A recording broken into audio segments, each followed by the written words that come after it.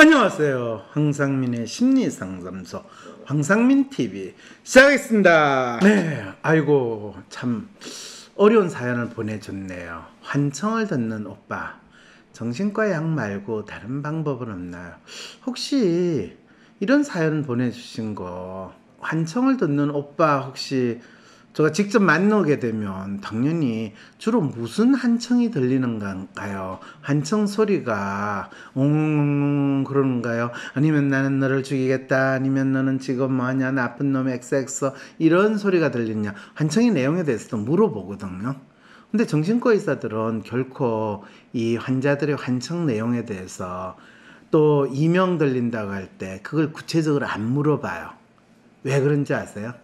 네, 환청이나 이명이나 이건 전부 다 신경계 이상, 뇌 이상이기 때문에 거기서 나오는 소리는 다 무의미하다고 생각하거든. 그런데 마음의 아픔, 마음의 문제라고 이야기하면 그 환자라는 사람, 내단자의 마음이 무엇인지를, 그게 현실성이 있느냐 또는 사실과 부합하냐 안 하느냐는 판단을 일단 둘째치고 어떤 마음에 내용을 이야기하고 있는지 물어라도 먼저 봐야 되거든요. 근데 이런 거를 참 많은 분들이 생각을 전혀 안 하시는데, 지금 환청을 듣는 오빠, 정신과 약 말고 다른 방법은 없나요? 라는 사연을 보내주신 분도 그 오빠한테 안 물어봤다는 거예요. 꼭 오빠한테는 오빠 나 사랑해 이런 이야기만 물어보는 게 아니고, 오빠 무슨 소리가 들려? 보통 우리 연애할 때도 그런 소리 하잖아요. 이 고동 하나 들고 귀에 대고, 아 오빠 소리 들어봐, 고동 소리가 아니야 파도 소리가 들리지 않아, 이런 거 연애 소설이나 연애 드라마 같은 데 나오잖아. 그 사람에 대한 관심과 애정이 이렇게도 드러날 수가 있는 거예요. 근데 대체 무슨 사연가 좋냐, 정신과 진료를 받으러 갔더니 조기 정신증이라고 하면서, 아, 조기 정신증은 지금 정신증이 아주 일어났다고는 말할 수 없고, 곧 정신증이 일어날 거니까 우리 조퇴하듯이 조기 정신증이라고 이름 붙였다. 참 이런 병명을 갖다 붙이는 의사 선생님 참, 아휴, 여러분 긍휼한 마음으로 우리 봐줍시다. 얼마나 본인이 답답했으면 이렇게 뭐 조기 구워 먹고 생기는 정신병도 아니고 무슨 조기 정신병, 이런 말도 안 되는 이름을 갖다 붙이고 하면서 약을 줬는데, 약을 먹고 나서 환청 들린 게 더 심해졌대. 이 가족도 참 무지하죠. 그 약을 받았으면 선생님 이 약은 뭡니까? 사실은 그 의사 선생님한테 물어볼 필요도 없어. 약사 제조되는 봉투에 보면 그 약에 기능이 다 있어요. 약이 이름이 뭐고 그게 어떤 정도에 또 요즘엔 너무 좋아요. 그거 설명이 다 있어요. 약사한테도 물을 필요가 없어. 봉투에 다 돼 있어. 그럼 그걸 딱 보면 이게 그냥 이 우울증에 치료한 거 어쩌고저쩌고 어떤 정세가 있고 부작용이 못하는 거 있거든요. 그럼 보면 오빠 정상하고 관계없어. 그럼 그걸 안 먹고 버려야 되는 게 맞지. 그걸 왜 먹어요? 근데 우리는 약이라면 먹어도 죽어도 좋다, 이런, 약 먹다가 이 죽은 억울한 귀신들이 다 붙어 있어가지고 약을 무조건 먹는 거거든요. 약이 어떻게 써야 되는지 제대로 엉뚱한 데 약이 쓰여지면 독약이 되는 게 약이라고 붙는 건데, 환청이 더 들리는 게 더 심해졌대. 근데 병원에서는 환자가 자기 상태를 제대로 설명 안 해줘서 환청에 대해서 몰라서 다른 약을 줬대요. 와, 정신병 환자를 치료하는 이 놀라운 의사 선생님의 놀라운, 설마 이 의사분 실제로 일어난 거 아니겠죠? 이거 틀림없이 의사 선생님을 엄해하는 어떤 분이 보이는 사연일 것 같아요. 저는 대한민국 의사 선생님이 이렇게 무지하게, 이건 무지한 정도라고 표현을 해야 되나요? 어떻게 표현해야 되나요? 환자 탓을 하는 의사다. 참 그렇죠. 이번에 다시 약을 처방받아서 먹어보기로 했다는데, 환자 가족 입장에선 자꾸 초기에 치료하지 않으면 안 된다고. 조기 정신병이니까 이게 조기에 치료하지 않으면 대구가 되면 이거 큰일 나요. 그래서 조2일 때 치료를 하고 대구가 돼야지. 이 울릉도까지 가면 오징어가 돼. 세상에. 그래서 조기에 치료하지 않으면 안 된다고 하는 이 이야기도 대체 어디서 넣는 거 전 참 궁금해요. 그런데 모든 병원 119 응급환자 실려가듯이 봤지? 정신병 환자도 응급환자 실려가듯이 일단 무조건 앰뷸런스 불러가야 돼. 이거 의학 드라마를 너무 사람들이 열심히 보고 뭐 골든타임 이런 스토리 하면서 외과 수술하는 거를 정신병 치료하는 모델로 적용을 하다 보니까 조기 치료 이런 소리가 나오게 된 거거든. 병원이나 다른 우울증 심하게 앓다가 나온 사람들 이런 분들이 주변에서 병원에서 자기에게 맞는 약을 잘 쓰는 게 중요하다고 그렇게 말하니까 약을 안 먹을 수가 없는 모양이라고. 그렇죠. 당연히 의사는 약을 먹으라고 이야기를 해요. 약사는 약을 잘 처방을 약사는 처방을 안 해주구나. 약사는 왜 있는 거지? 약을 팔기 위해서 있구나. 의사가 준 처방 전에. 그래서 요즘 약사분들은 별로 이야기를 안 하는군요. 의사분들만 처방을 하니까. 그러니까 병원에서 그렇죠. 자기에게 잘 맞는 약을 쓰는 게 좋은데 처음부터 이 친구는 그 정상을 환청을 이야기 안 해줘서 그렇대. 그럼 다시 의사 선생님, 그럼 우리 오빠가 환청에 대해서 뭐라고 이야기했길래 약이 바뀌었나요? 아니요, 여전히 환청에 대해서 이야기를 안 해줬는데요. 아니, 그럼 의사 선생님이 환자가 자기 정상을 이야기 안 해줘서 약을 잘못 썼다는 말은 뭘 가지고 이야기를 하신 건가요? 아니, 이 사람들이 빨리 2차 병원 가세요! 이런 상황을 이분들이 겪었겠죠, 그죠? 저 또한 섣불리 약을 먹지 말고 심리 상담부터 해보려고 했다가 결과가 좋지 않으면 원망을 들을까 조심스러워. 섣불리 약을 먹지 말고 심리 상담하라는 소리 하지 마세요. 절대로 하시면 안 돼요. 그리고 혹시 주위에서 이런 일을 겪고 있는 친구가 있으면 친구가 우리 오빠 저 약을 먹고 있는데 이건 도저히 길이 아닌 것 같고 다른 길이 없을까라고 간절히 부탁을 할 때는 뭐 황심서를 알려주시든지 그래 약을 먹는 거는 사실 오빠의 문제의 마음에 대해 치료를 전혀 해주는 거가 아닌데 진짜 오빠의 마음을 읽어주고 오빠가 왜 한청이 걸렸는지 너라도 오빠한테 좀 물어보면 안 될까 라는 이야기를 그때 해야지. 오빠 약 먹고 있다 그러면 약 먹지 말고 상담받아야 이런 소리 절대로 하면 안 돼요. 그거는 내가 우리 오빠와 같이 중국집에 가서 짜장면 먹었는데 그 참 맛있더라 또는 맛없더라 그랬을 때 어떻게 짜장면을 먹니? 점심은 뭐니뭐니도 설렁탕이 최고야 이렇게 이야기하는 거하고 똑같은 소리예요. 본인 집이 설렁탕집을 한다든지 이런 상황처럼 보일 위험성도 있고 설렁탕집 옆에서 한다든지 이런 상황이 되니까 네 오빠 그저 설렁탕집에 오면 내한테 소개시켜달라 이런 소리처럼 들릴 수도 있다는 거예요. 그거 생각해서 해주는 게 절대로 아니니까 그런 소리 하지 마세요. 이럴 때 주변에서 어떻게 도와줄 수 있을까요? 초기에 잡지 못할까 두려워서 정신과 약을 먹는 걸 중단하지 못하겠다면 약은 약대로 먹더라도 최소한 심리 상담을 제대로 받는 걸 병행하는 것도 효과가 있을까요? 이렇게 많은 분들이 생각을 해요. 그런데 약을 약대로 먹으면서 심리 상담을 하게 되면 심리 상담의 효과가 더욱더 나타나지 않아요. 왜 그러냐 하면 약을 먹으면 이 신체를 마취시키고 마비시키고 약을 먹으면 가장 좋은 효과는 뭐냐 하면 신체를 마치 마비시키는 효과가 있기 때문에 전체적인 활동량이 떨어져요. 그래서 조용히 있게 만드는, 덜 시끄럽게 만드는, 더 돌발적인 돌출적인 행동을 아이가 하고 싶어도 또 어른이 하고 싶어도 그냥 넉다운 된 것처럼 망하게 있기 때문에 또 본인이 너무 괴롭기 때문에 진짜 이거는 이유를 알 수 없이 모식모식하고 머리가 떼지는 듯이 아프고 하기 때문에 뭔가 다른 거를 한 생각조차 손가락 하나 까딱 못하고 일어서지도 못하는 상황처럼 되기 때문에 조용한 거예요. 그런데 그 약의 그 효과가 떨어지면 다시 환청은 더 심해지고 더 본인 마음을 괴롭히는 생각들은 더 심하게 생기는 거거든. 그래서 그런데 왜 대부분의 사람들은 약과 심리 치료를 병행해야 한다고 이야기를 하냐 하면, 일단 그 환자가 겪고 있는 정상이나 문제가 뭔지를 알지 못해요.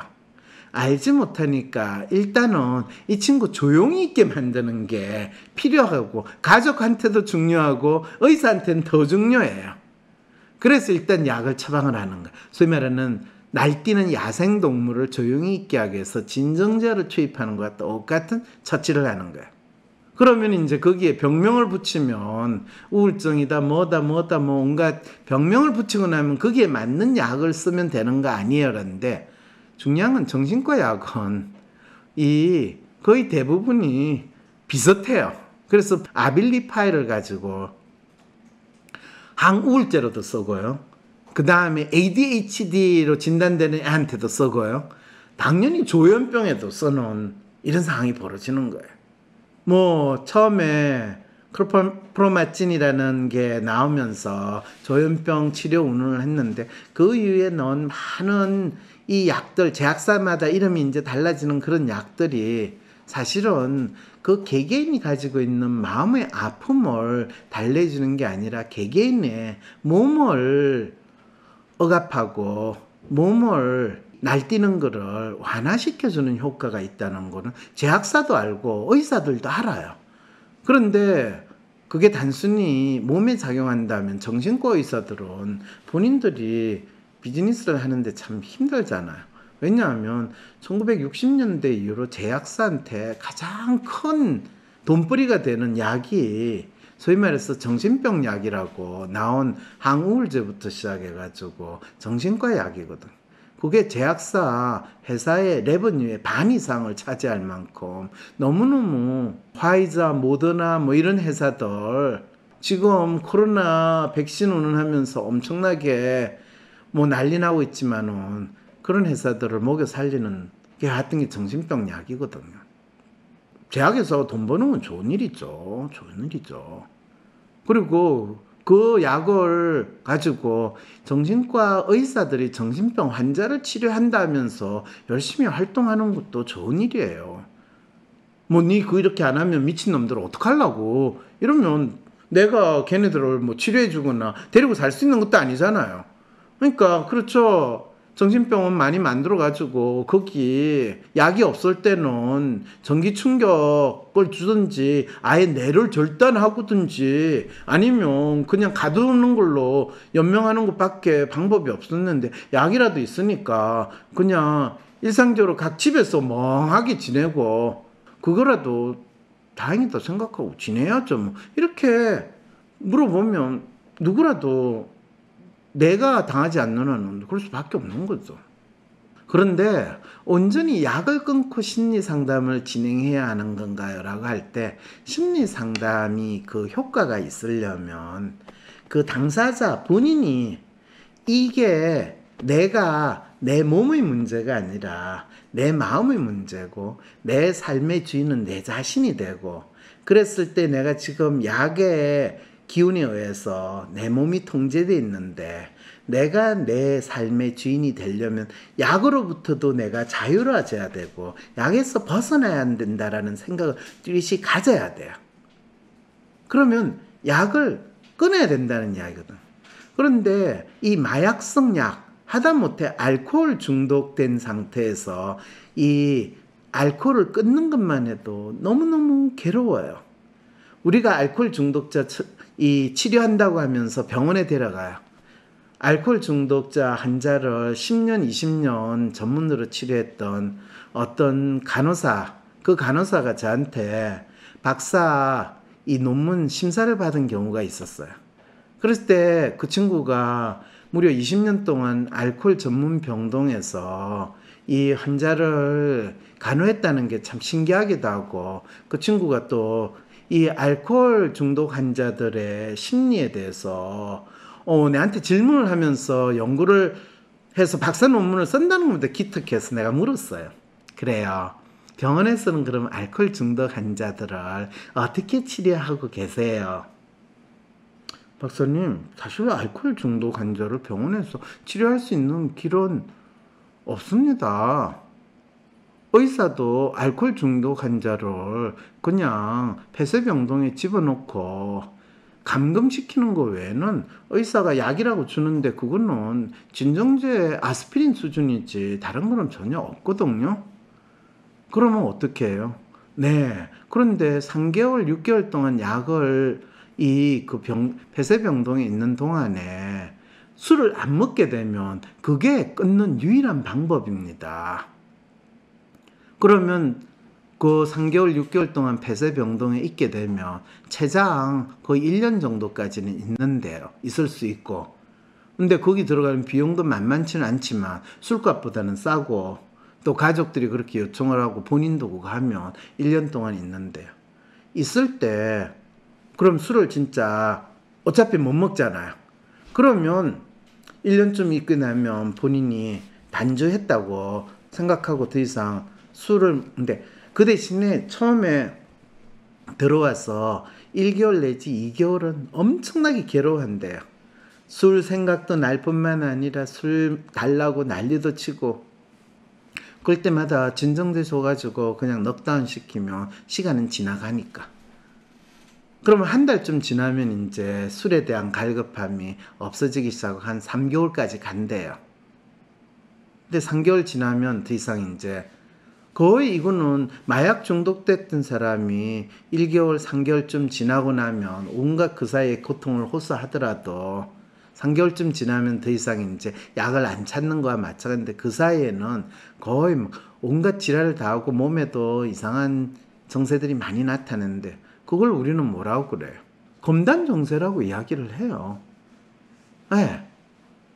그거는 마약이나 이 알코올 중독이나 다른 약물 중독에서도 항상 일어나는 건데, 그거에 가장 대표적으로 일어나는 것이 정신과 약을 복용했던 사람한테 일어나는 거예요. 그런데 그거를 정신과 의사들은 검단정세라고 이야기하지 않고 재발했다, 약을 안 먹어서 병이 재발했다라고 이야기해요. 그래서 그 의사 선생님한테 저도 너무나 신기하고 궁금해서 물어봐요. 선생님, 그럼 이 환자한테 썼던 약이 어떤 기제를 해가지고 어떻게 작용을 하는데 재발이라고 이야기를 하세요? 이전에 혹시 약을 먹고 마치 알코올 중독, 그 이야기를 똑같이 나눈 거예요. 그래가지고 1년쯤 있으면 이제 완전히 알코올 생각도 안 하고 잘 그래요 해서 나가잖아요. 그럼 나간 사람이 언제쯤 다시 올까요? 짧으면 6개월, 1년 안에 다시 들어오는 확률이 90%예요. 1년 안에 다시 들어오는 확률이 90%라고 이야기를 할 때, 너가 진짜 내가 알고 싶었던 걸 이제 알려주는구나. 그래서 당신이 알코올 중독됐던 사람들의 마음을 알고 싶으면 지금 네가 연구하는 이 방법은 뻔히 책에 있는 내용을 반복하고 그냥 의사들이 늘 하는 내용인데, 그렇지 않고 진정으로 왜 사람들이 어떤 경우에 알코올에 그렇게 몰입하게 되는가. 어떤 사람 똑같이 술을 먹어도 알코올 중독 안 되는 사람이 있으면 우리는 다 체질 차이라고 그러는데, 그렇지 않거든요. 사람들이 자기가 도망가고 싶고 자기 스스로를 자책하고 일 때 알코올이 그 사람한테 작동하는 게 각각 다른 의미를 가져요. 그리고 심지어는 그게 처음에 우리 그렇잖아요. 처음에는 사람이 술을 먹고 시간이 지나면 술이 술을 먹고 나중에는 술이 사람을 먹는다. 이거는 수백 년 동안, 수천 년 동안 인간이 과학적인 연구 아니라도 생활의 지혜로 알고 있네. 그럼 술이 사람을 먹을 때 우리는 그게 알코올 중독이라고 이야기를 하고, 그럴 때 당신이 그 많은 환자들이 어떤 사람은 지금까지 본인이 거기 나와가지고 다시 알코올 중독이 재발되지 않은 사람 본 경우는 있냐 그랬더니, 그런 경우는 자기가 들어는 봤는데 한 번도 본 적은 없대. 거의 없다라는 이야기거든. 그랬을 때, 그러면 혹시 들어라 봤을 때 그 사람이 왜 알코올 중독이 안 됐을까? 혹시 한 번이라도 생각해 보니까 그렇게 생각해 본 적 한 번도 없다는 거예요. 그리고 재미있게도 알코올 중독에서 벗어난 인간이 혹시 다른 중독으로 바뀌었다는 이야기 들어봤냐? 그건 많이 들어봤대요.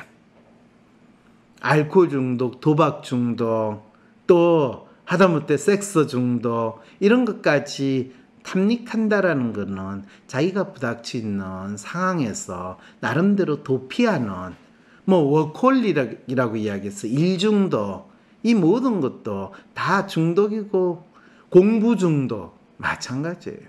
게임 중독 인간이 자기의 삶에서 살아갈 때 자기 마음이 무엇인지를 알지 못하고 어디 하나에 몰입하게 되는 것 그것이 물질이 될 때는 substance abuse라고 영어로 이야기하는데 그런 물질이 아니라 자기 마음이 뭔지를 모를 때 우리는 자기 환경이나 주위에 있는 사람이나 어떤 물질에 몰입하게 되는 현상이 인간한테는 아주 뚜렷하게 있다. 근데 그거는 사실 프로이드가 마음의 아픔이나 마음의 문제라는 거를 인류한테 뚜렷이 알 수 있도록 지적해 주고 나서야 우리가 알게 됐지. 그 전까지 또는 심지어 그 이후 또 100년이 지났는데도 아직도 의사들은 그 마음의 아픔을 인정하지 못하는 상황이 되니까 오빠가 환청 듣는 오빠 환청이 뭔지 네 마음이 어떤지 물어보지조차 않는 일이 벌어지는 거예요.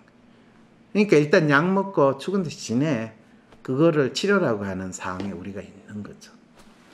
약 말고 다른 방법은 있어요. 그렇다고 심리 상담이 마치 이 약처럼 사용할 수 있는 이 즉각적인 효과가 있다 이렇게도 말할 수 없어요.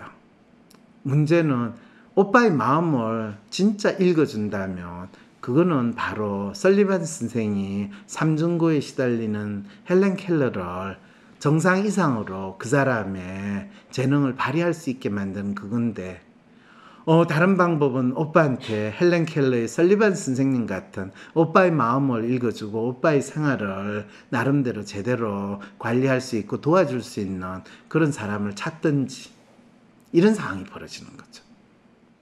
뭔가 매일 불안하고 나도 알 수 없는 내 마음. MRI 찍듯이 내 마음을 볼 수 있다면 좀 마음이 편해질 것 같은데. 그렇다면 내 마음을 알려줄 마음의 MRI 검사, WPI 검사를 해보세요. 매사에 불안하고 쉽게 상처받고 걱정 많은 나를 위해 마음을 알려주고 치유해주는 WPI 검사를 해보세요. 검사는 황상민의 심리연구소 사이트에서 하실 수 있습니다. WPI 심리상담 코칭센터에서 WPI를 활용하여 학생들을 지도할 수 있는 교사 맞춤 WPI 연수를 준비했습니다. 학생 지도에 WPI가 활용된다고요? 그럼 너무 좋겠다. 학생 지도에만 WPI가 사용됩니까? 아니요. 선생님 여러분의 마음을 아는 게 우선입니다. 교사만 되면, 임용고시만 붙으면 고생 끝 행복 시작일 줄 아셨던 선생님들, 학생 지도, 동료 교사와의 관계, 관리자분들과의 관계, 학교 업무까지 첩첩산중의 어려움을 겪으셨죠? 내가 이 길 정말 가야 하나? 이게 내 길인가? 고민이 많으시죠? 이번 연수에서는 학생들의 마음뿐 아니라 선생님들의 고민과 마음을 먼저 읽어드립니다. 지피지기, 백전백승. 먼저 선생님의 마음을 알고 학생들의 마음을 읽는다면 교사로서의 성공이 눈앞으로 다가옵니다. 학생들의 마음을 읽고 각 학생들의 WPI 성향에 맞는 생활지도, 학습지도, 진로지도 방안을 배우실 수 있습니다. 다음 학년 어떤 학생을 만나도 다 소화할 수 있는 학급 운영 방안을 손에 쥐고 가실 수 있습니다. 교사로서의 전문성, 학생 마음 읽기를 통해서 이루어집니다. 마음 읽기 교사 연수를 수료하시면 WPI 상담 코칭 전문가 과정 초급 과정 워크숍을 수료한 것으로 인정도 해드립니다. 마음 읽기 교사 연수 워크숍은 2022년 1월 12일과 13일 이틀 동안 오후 1시부터 5시까지 하루 4시간씩 이루어집니다. 3월에 각 반의 WPI 무료 검사와 팔로우업 코칭까지 덤으로 받으실 수 있습니다. 마음 읽기 교사 연수는 마음 읽기를 통해 되찾은 교실의 저자 선생님들과 함께 합니다. 상세한 사항은 WPI 심리상담 코칭센터에 문의해 주시기 바랍니다. 신청은 02-6207-7430 또는 wpipc@naver.com, 웹사이트 check.wisdomcenter.co.kr입니다.